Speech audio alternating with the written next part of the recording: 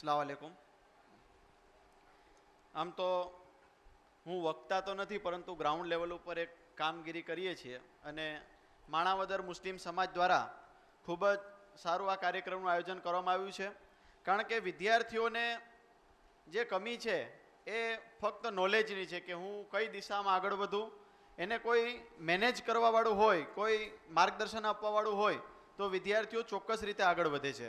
કારણ કે વિદ્યાર્થી જ્યારે ધોરણ 10 પાસ કરે છે અથવા 12મું પાસ કરે છે ત્યારે સૌથી પહેલાં એની પાસે પ્રશ્ન કન્ફ્યુઝન હોય છે કે મારે કયા ફિલ્ડમાં એડમિશન લેવું, અને જે ફિલ્ડમાં એડમિશન લેવું છે તો એમાં જવા માટે મને સરકાર તરફથી કોઈ સ્કીમ, કોઈ લાભ મળશે કે નહીં મળે.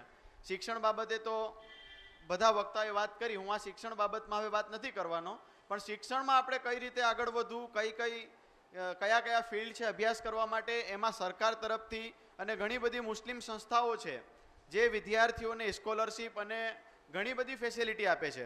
એટલે ઘણા વાલીઓ અને વિદ્યાર્થીઓ એવું વિચારતા હોય કે ભાઈ મારી પાસે પૈસા નથી, આર્થિક રીતે હું નબળો છું, અથવા પૈસાની કમીના કારણે અભ્યાસ ન કરતા હોય, તો એવી પણ ઘણી બધી જે છે સંસ્થાઓ, એનું લિસ્ટ, એની વેબસાઇટો, એનું નોલેજ આપણી પાસે છે.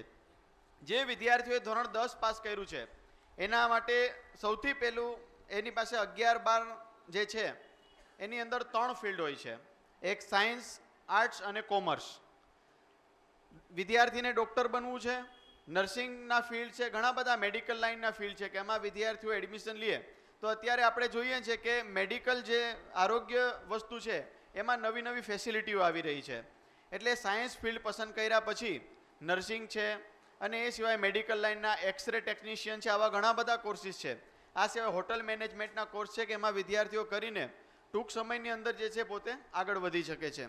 અત્યારે આપણને એક જ વસ્તુ સમજાવવામાં આવી છે કે ડૉક્ટર અને એન્જિનિયર, પણ ખરેખર આપણી જેમ આગળના વક્તાએ વાત કરી કે આપણે એજ્યુકેશન, જ્યુડિશરી અને બેરોડ જે આપણે સ્પર્ધાત્મક પરીક્ષાની સાહેબે વાત કરી, ઇરફાન સાહેબે, કે તલાટી મંત્રી છે, કલેક્ટર છે, આવા ફિલ્ડની અંદર પણ આપણી ખૂબ જ જરૂર છે.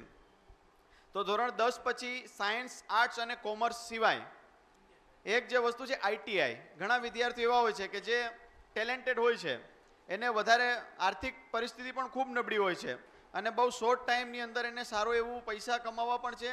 તો આઈટીઆઈના કોર્સિસની અંદર ઇલેક્ટ્રિશિયન છે, વાયરમેન છે, એ સિવાય રેફ્રિજરેશન મિકેનિક છે, પછી સીસીટીવી કેમેરા, આવા કોર્સ કરીને 2 વર્ષની અંદર પોતે પગભર થઈ શકે છે.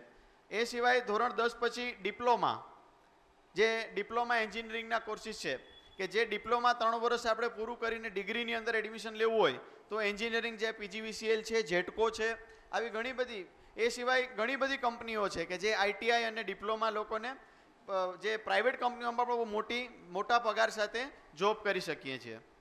હવે ધોરણ 10, આર્ટ્સ, કોમર્સ અને સાયન્સ પછી ગ્રેજ્યુએશન લેવલ એટલે કે બીએસસી છે, બીએ છે અને બીકોમ છે, આવા અભ્યાસમાં પણ આપણે જઈ શકીએ છીએ. વિદ્યાર્થીઓમાં આમાં કોઈ પ્રશ્ન હોય તો હું વક્તા નથી, એક માર્ગદર્શક તરીકે આપની સામે ઊભો છું. આપ હાથ ઊંચો કરીને આ બાબતનો કોઈ પ્રશ્ન હોય તો પૂછી શકો છો. 10મા પછી જો આઈટીઆઈ આપણે જે પૂરું કરશે તો એને ડાયરેક્ટ 12માનું સર્ટિફિકેટ પણ મળી જાય છે. એને એક અંગ્રેજી વિષયની પરીક્ષા આપવાની હોય છે, એટલે જે આઈટીઆઈ પૂરું કરશે તો તે 11-12 પણ સક્ષમ જ ગણાશે. એ પછી એને ગ્રેજ્યુએટ થવું હોય, કોલેજમાં એડમિશન લેવું હોય તો લઈ શકાય છે. ધોરણ 10 પછી આર્ટ્સ, કોમર્સ અને સાયન્સ અને આઈટીઆઈ સિવાય અને ડિપ્લોમા સિવાય કૃષિ અને ઇજનેરી એટલે એગ્રીકલ્ચર અને હોર્ટિકલ્ચર, એનું પણ ખૂબ જ સ્કોપ છે. આગળ જતાં એગ્રીકલ્ચર અને આપણે જેમ સમજીએ છીએ કે આપણો ભારત દેશ છે કૃષિ પ્રધાન દેશ છે અને રોજબરોજ કૃષિ ક્ષેત્રે નવી નવી ક્રાંતિઓ આવે છે. તો આ તમામ બાબતો જે છે એ આ કૃષિ અને બાગાયતની અંદર અભ્યાસ કરવામાં આવે છે ને એ વિદ્યાર્થીઓ જેણે આ ડિપ્લોમા કૃષિ ઇજનેરી પૂરી કરી છે તે સારી જગ્યાએ, સારી કંપનીઓમાં અત્યારે જોબ કરે છે. મારા માંગરોળના પણ ઘણા વિદ્યાર્થીઓને અમે જે તે સમયે, કારણ કે અમે ત્યાં કેરિયર ગાઈડલાઇન ચલાવીએ છીએ, જેમ 10મું અને 12મું પૂરું થાય તો અમે પોતે અમારી ઓફિસમાં રોજ સાંજે 1-2 કલાક બેસીએ છીએ. વિદ્યાર્થીઓ રૂબરૂ આવે છે અને આ એનું જે કન્ફ્યુઝન હોય એને અમે ત્યાં સોલ્વ કરીએ છીએ. અને દરેક જે ફિલ્ડમાં ક્યાં જવું, એની કોલેજો ક્યાં છે, એનું ફોર્મ કઈ રીતે ફિલઅપ કરવું, હવે બધી વસ્તુ ઓનલાઈન છે. કૃષિ અને ઇજનેરી સિવાય એક કોર્સ છે પશુધન નિરીક્ષકનો, એટલે વેટેનરી ઇન્સ્પેક્ટર જેને કહેવામાં આવે છે. ધોરણ 10 પછી જો હાઈએસ્ટ પર્સન્ટેજ હોય તો આ ફિલ્ડમાં એડમિશન મળે છે. આખા ગુજરાતમાં 3 કે 4 કોલેજો છે અને પ્રાઇવેટમાં તો ઘણી બધી કોલેજો છે. આ પશુધન નિરીક્ષકનું કોર્સ પૂરું કરીને પણ વિદ્યાર્થીઓ સારા એવો પગાર પણ એને જોબ પણ મળી જાય છે, અને એ સિવાય જો પોતે પ્રેક્ટિસ કરે તો રોજના ઘણા બધા પૈસાઓ એમાં કમાઈ શકે છે. આ આપણે ધોરણ 10 પછીના જે અભ્યાસક્રમો છે એના વિશેની વાત કરી. હવે 12 પછી ગ્રેજ્યુએશન લેવલના, એટલે જેણે સાયન્સ પૂરું કર્યું છે એ બીએસસી કરશે ગ્રેજ્યુએશનમાં, અથવા સાયન્સ પછી તો અભ્યાસ માટેનું એક મોટું ભંડાર છે કે અત્યારે એઆઈનું, જેમ સાહેબે વાત કરી કે એઆઈનો જે યુગ છે, તો અત્યારે આ એઆઈના પણ કોર્સિસ ઘણા બધા, ફેશન ડિઝાઇન છે, હોટલ મેનેજમેન્ટ છે, આવા કોર્સિસ જે છે એ શરૂ કરવામાં આવ્યા છે. અને આ કોર્સ પૂરા કર્યા પછી ઘણો બધો સારો સ્કોપ છે. આ સિવાય બીએડ છે, ચાર્ટર્ડ એકાઉન્ટ, સીએ છે, વકીલાત છે અને પત્રકારત્વ છે. આવા ઘણા બધા કોર્સ છે જે ગ્રેજ્યુએશન પછી આપણે કરી શકીએ છીએ.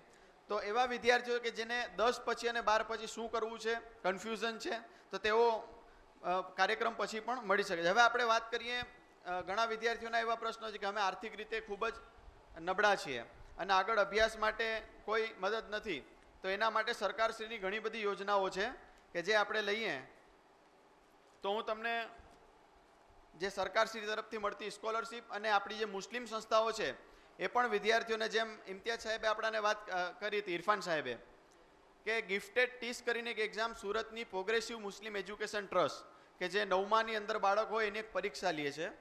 આ પરીક્ષાની અંદર જે વિદ્યાર્થીઓ સારું પ્રદર્શન કરે છે, આખા ગુજરાતમાંથી 30 વિદ્યાર્થીઓ અને 30 બહેનો અને ભાઈઓ, આવા 60 લોકોને એકદમ ફ્રી, એક પણ રૂપિયો ફી દેવાની નથી, અને એને 11-12 સાયન્સ એમની હોસ્ટેલોમાં રહીને કરાવે છે અને ખૂબ જ સારો અભ્યાસ કરાવે છે.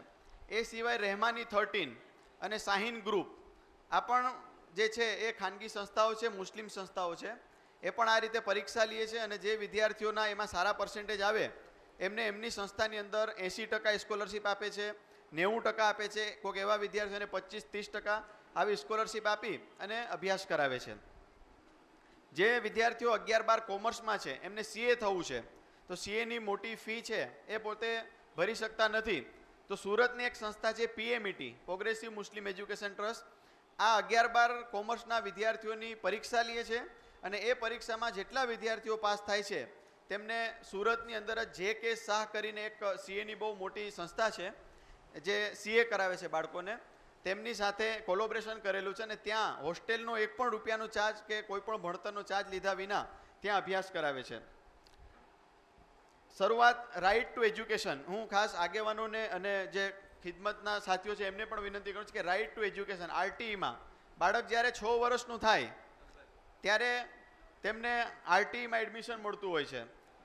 તો એના માટે જે એલિજિબલ ક્રાઇટેરિયા છે, આ સિવાય સરકાર તરફથી એનએમએમએસ, જ્ઞાન સાધના સ્કોલરશિપ, નમો લક્ષ્મી યોજના, આવી ઘણી બધી જે છે એ સ્કીમોનો લાભ મળે છે.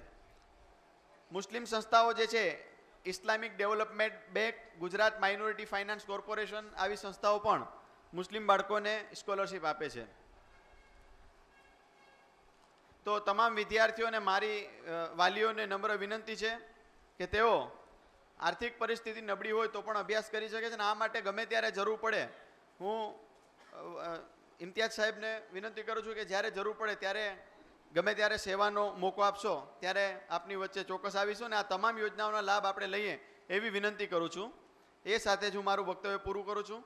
અસ્સલામુ અલૈકુમ.